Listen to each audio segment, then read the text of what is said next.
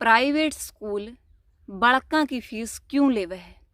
यूँ सवाल आपके मन में भी है और मेरे मन में भी है। एक बात मैं अपने पहले क्लियर कर दूँ, पूरी वीडियो सुनते पहले आप अपनी प्रतिक्रिया हाँ या ना में दियो ना, सकारात्मक या नकारात्मक दियो ना। वीडियो पूरी सुने पाछे जो आपका दिल करे, जो आपकी इच्छा करे, जो आपने महसूस कराया है वो कमेंट आप कर दियो अगर आप करना चाहो हो तो।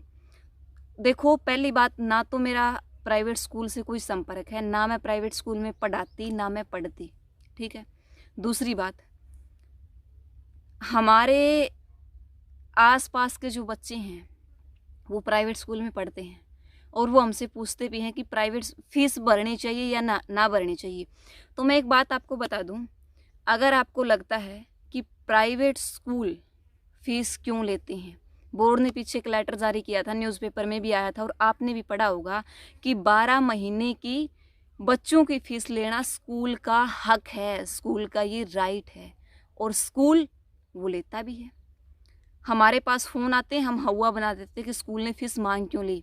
देखिए, सख्त से सख्त आदेश जारी किए थे हमारी जो सेंट्रल गवर्नमेंट है उसने, केंद्रीय सरकार है जो उसने, कि कोई भी टीचर यदि प्राइवेट स्कूल में पढ़ाता है तो प्राइवेट स्कूल को उन टीचर्स की जो सैलरी है, मासिक जो आय उनकी होती है वो देनी पड़ेगी। तो अब मैं आपसे ये पूछना चाहती हूँ, अगर आप फीस नहीं दोगे, आप मान लिया फीस नहीं देना भी नहीं चाहते बच्चों की, तो क्या प्राइवेट स्कूल वो फीस खुद से पे कर पाते हैं? प्राइवेट स्कूल की इनकम का एकमात्र माध्यम होता है बच्चों की फीस। उसी फीस से टीचर्स की जो सैलरी होती है वो जाती है।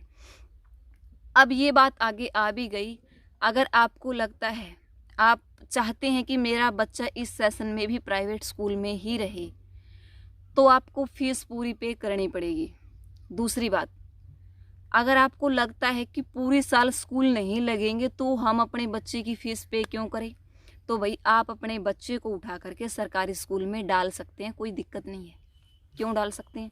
अगर आपको लगता है कि हम बेकाम में फ़ीस मतलब भर रहे हैं। दूसरी बात हुआ ये बनी थी कि प्राइवेट स्कूल वाले टीचर्स बच्चों के व्हाट्सएप पर काम भेजकर अपनी फ़ीस पक्की कर रहे हैं। देखो, सरकार से जो ऑर्डर मिले थे उन ऑर्डर्स को वो फॉलो कर रही हैं। प्राइवेट स्कूल से ही नहीं, आज मेरी टिप्पी गवर्नमेंट स्कूल में लगी हुई है तो मैं भी व्हाट्सएप पर एक बाकायदा वीडियो बनाकर या कोई क्लिप बनाकर, क्विज़ बनाकर उन बच्चों के पास भेजती हूँ। जो काम है वो सरकारी स्कूल के टीचर्स भी भेजते हैं, प्राइवेट स्कूल के टीचर्स भी भेजते हैं। सैलरी जो है वो सरकारी स्कूल के टीचर्स को भी मिलती है और प्राइवेट स्कूल के टीचर्स को भी मिलती है। इवन यहाँ तक 8वीं क्लास के बाद, 8वीं क्लास तक तो सब जो होता है उसकी फ़ीस बच्चों की नहीं भी लगती, लेकिन 8वीं क्लास के बाद जो फ़ीस होती है ना, प्राइवेट स्कूल के बच्चों को भरनी पड़ती है। और पहली से 8वीं तक यदि आपका बच्चा प्राइवेट स्कूल में पढ़ता है तो आपको वहाँ भी भरनी पड़ती है।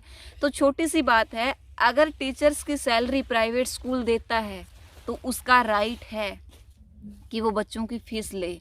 अगर आप चाहते हैं कि टीचर्स को सैलरी ना मिले तो आप अपने बच्चों की फ़ीस मत दीजिए, आपके ऊपर है वो किस तरीके से। क्योंकि देखिए, बोर्ड ने ये चीज़ फाइनल कर दी, जो हमारे जगबीर राठी जी हैं, देखने में आया था, पढ़ने में आया था कि उन्होंने, जगबीर जी हैं, उन्होंने कहा था कि हमारे जो बोर्ड के अध्यक्ष हैं कि बच्चों की 12 महीने की फ़ीस लेना स्कूल का राइट है और उस राइट का वो प्रयोग करते हैं। अब फीस अगर बच्चों की नहीं लेंगे तो टीचर्स को सैलरी कहाँ से देंगे भाई? उनके पास इतना लंबा चौड़ा स्टाफ होता है। और एक बात और मैं आपको बता दूं, प्राइवेट स्कूल में उन्हीं पेरेंट्स के बच्चे पढ़ते हैं जो फीस पे करने मतलब एफर्ट करते हैं, वो दे सकते हैं फीस। उन्हीं टीचर्स के मतलब उन्हीं लोगों के बच्चे, उन्हीं अभिभावक के बच्चे, उन्हीं पेरेंट्स के बच्चे प्राइवेट स्कूल में पढ़ते हैं जो फीस को अच्छे से पे कर पाते हैं। जो एक गरीब घर का बच्चा होता है, जो नॉर्मल लेवल का मतलब एक मीडियम फैमिली का जो बच्चा होता है ना, वो हमेशा, मैंने अपनी स्टडी प्राइवेट और सरकारी स्कूल से मिली जुली पूरी की है। 8वीं क्लास तक मैं प्राइवेट स्कूल में रही, उसके बाद गवर्नमेंट स्कूल में चली गई, मिली-जुली पूरी की है। एक बेस बढ़ाने के लिए अभिभावक हो सकता है कि अपने बच्चे को प्राइवेट स्कूल में डाल दे, लेकिन मीडियम लेवल का बच्चा छठी से ऊपर होते ही या 6वीं 7वीं 8वीं से ऊपर होते ही अपने बच्चों को सरकारी स्कूल का रास्ता दिखा देते हैं।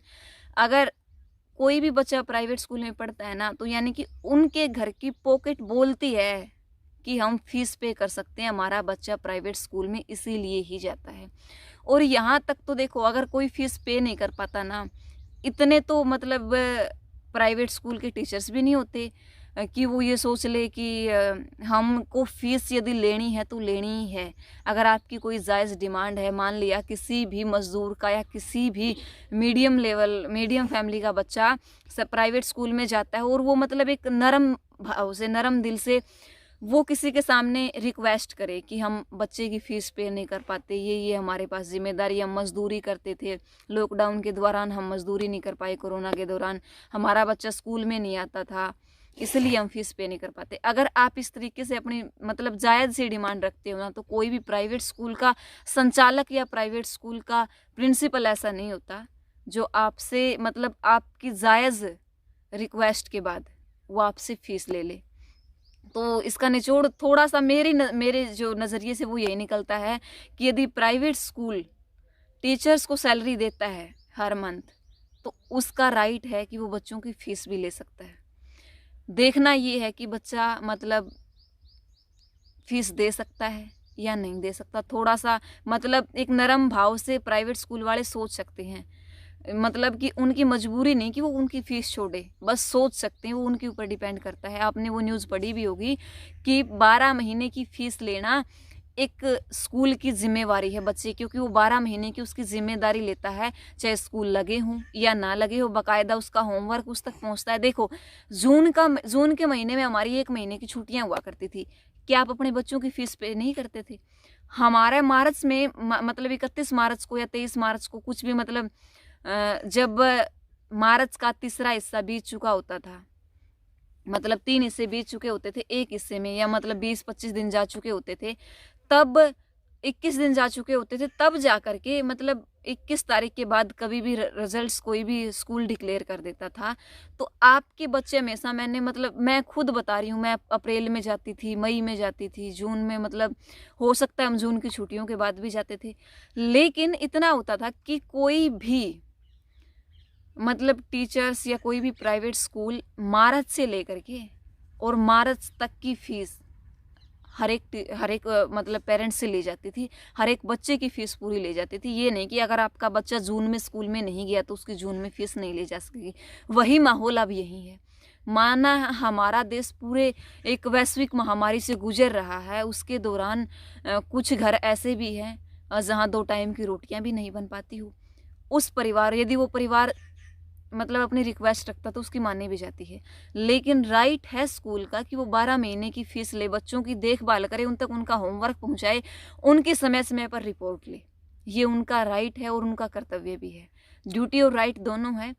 और मतलब मेरे पर्सनल व्यूज़ है ये, आपके व्यूज़ आप जानो मतलब कहाँ आप अपने व्यूज़ को रखते हैं। तो मेरे जो व्यूज़ थे मैंने आप सभी के समक्ष रखे, और आपके व्यूज़ आप कमेंट बॉक्स में ज़रूर बताएँ। तब तक के लिए